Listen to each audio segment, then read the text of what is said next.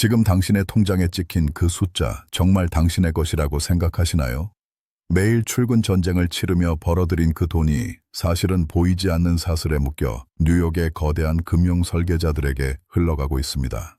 당신이 안전하다고 믿고 맡긴 예금은 당신의 동의도 없이 미국 국채로 치환되어 누군가의 전쟁 자금이 되고 1200조 달러 규모의 거대한 도박판, 파생상품 시장의 판돈으로 쓰이고 있습니다. 이건 음모론이 아니라 정교하게 짜인 금융 시스템의 설계입니다.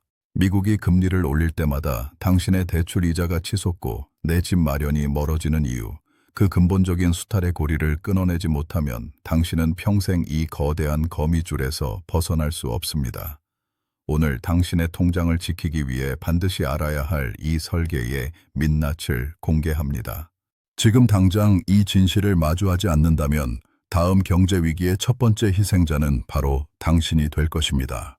수십 년 전 세계는 하나의 화폐 질서에 종속되기로 합의했습니다. 그것을 브레튼우즈 체제라 부릅니다. 미국 달러가 전 세계의 척도가 되기로 한 약속. 그 약속 이후 달러는 단순한 화폐가 아니었습니다. 그것은 전쟁 자금이 되었습니다. 미국이 전쟁을 벌일 때마다 누가 비용을 냅니까? 당신입니다. 당신의 예금이 당신이 모르는 채로 미국 국채로 치환됩니다. 은행이 당신의 돈을 빌려주고 그 돈이 미국 국방성에 도달할 때까지 10겹의 거래를 거칩니다. 은행은 이익을 얻고 미국은 자금을 얻고 당신은 남겨집니다. 당신이 은행에 맡긴 1억 원, 그것이 어디로 가는지 아세요? 한국은행은 그 돈의 일부를 외화 준비금으로 보유합니다. 그리고 그 외화의 60%는 미국 국채입니다. 안전하다고 알려진 그것. 하지만 미국의 부채가 33조 달러를 넘는 지금 그 안전성은 환상입니다. 미국 정부는 매년 2조 달러를 빌립니다. 빌려주는 사람은 누굽니까? 일본, 중국, 유럽, 그리고 한국을 포함한 전 세계 중앙은행들입니다. 그들은 왜 빌려줄까요? 선택지가 없기 때문입니다. 달러 이외의 화폐로 국제 무역을 할 수 없도록 설계되었으니까요. 이것이 금융 식민 지배입니다. 당신의 나라가 달러를 원한다면 당신은 미국에 무언가를 팔아야 합니다. 곡물, 반도체, 석유. 당신이 가진 것을 팔고 그 대가로 달러를 받습니다. 그 달러로 생존합니다. 그러나 미국이 금리를 올리면 그 달러의 가치가 폭발합니다. 당신의 나라 밖의 달러 채무는 2배가 되고 3배가 됩니다. 1990년대 초 이것이 실제로 일어났습니다. 동남아시아, 한국을 포함한 신흥국들이 처형되었습니다. 당신의 부모들이 겪었던 IMF 외환 위기, 그것의 근본 원인은 무엇이었을까요? 미국이 금리를 올렸습니다. 그뿐입니다. 다른 어떤 실수도 부패도 필요 없었습니다. 미국 연방준비제도가 금리를 올리자 당신의 나라의 은행들은 달러를 빌린 기업들에서 돈을 받지 못했습니다. 왜냐하면 그 기업들이 팔던 상품의 수익이 달러 가치 상승으로 증발했기 때문입니다. 그러자 은행들은 도산했습니다. 정부는 빚을 갚을 수 없었습니다. 그리고 IMF라는 국제금융기관이 들어왔습니다. 그들이 무엇을 했습니까? 당신의 나라의 가장 큰 기업들을 팔게 했습니다. 미국 자본에. 당신의 나라의 금리를 올리게 했습니다. 당신의 나라의 노동자들을 내보내게 했습니다. 구조조정이라는 이름으로. 이것이 설계입니다. 미국 달러가 약해지는 순간 이 과정이 다시 시작됩니다. 누가 가장 먼저 처형될까요? 한국입니다. 일본입니다. 신흥국들입니다.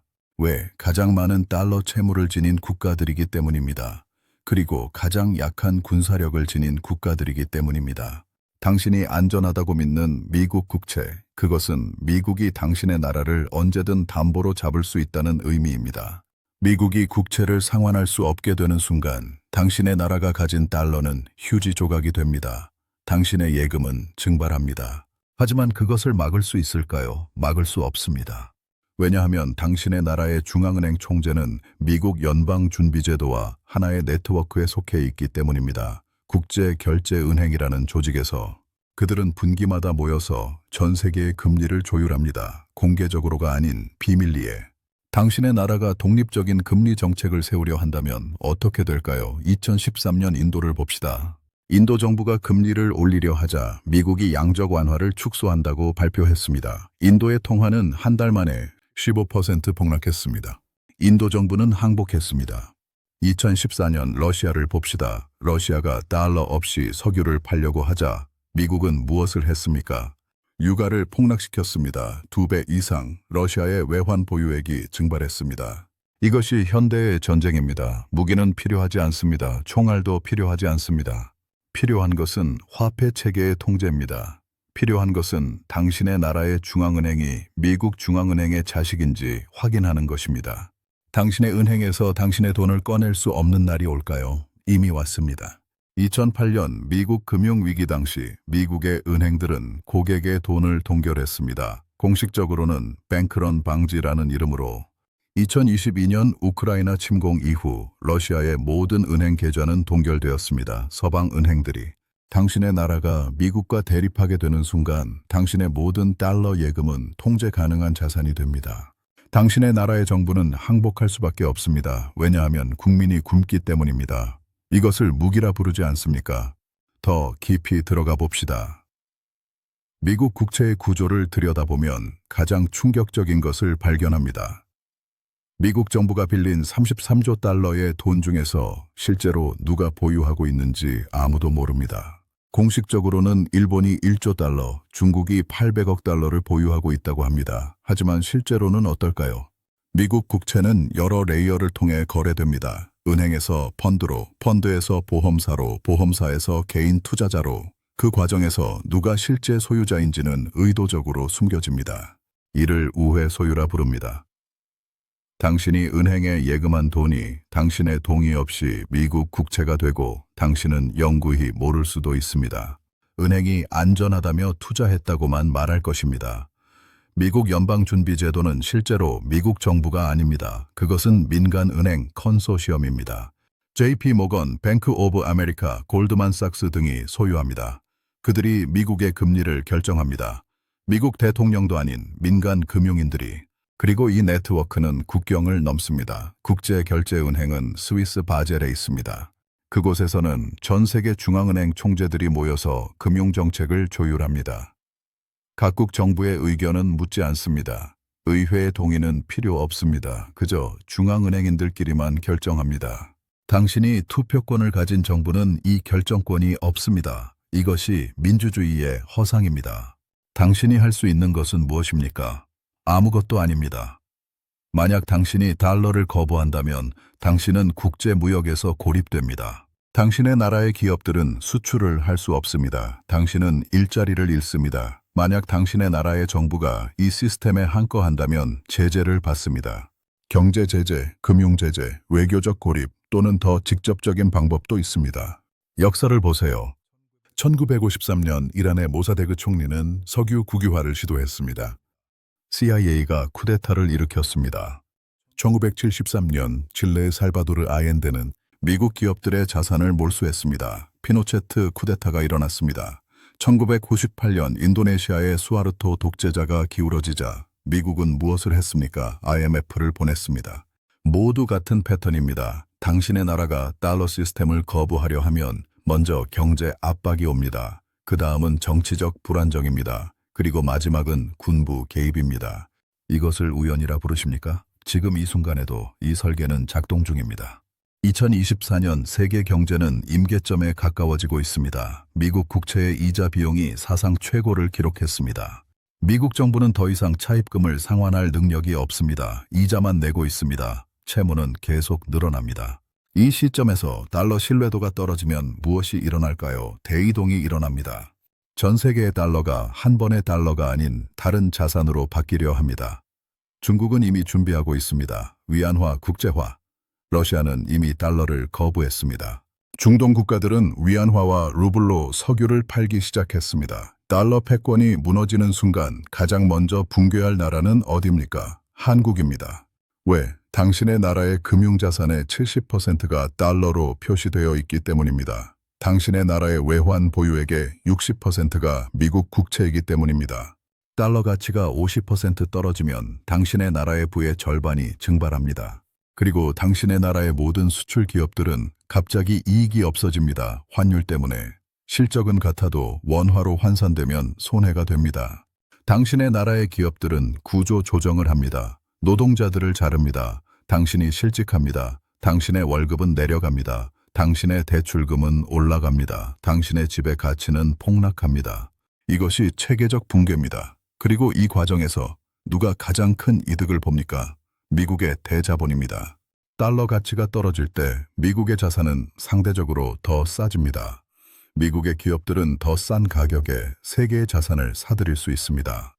당신의 나라의 가장 좋은 기업들을, 당신의 나라의 부동산을, 당신의 나라의 자원을. 이것을 투자라 부르십니까? 아닙니다. 이것은 수탈입니다. 2008년 금융위기 때 미국의 대형 은행들이 파산할 위기에 처했을 때 미국 정부는 7조 달러를 투입했습니다. 세금입니다. 당신의 세금이, 미국 국민의 세금이 은행을 살리는 데 썼습니다.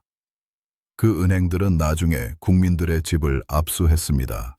그 과정에서 월스트리트는 기록적인 보너스를 받았습니다. 이것이 설계입니다.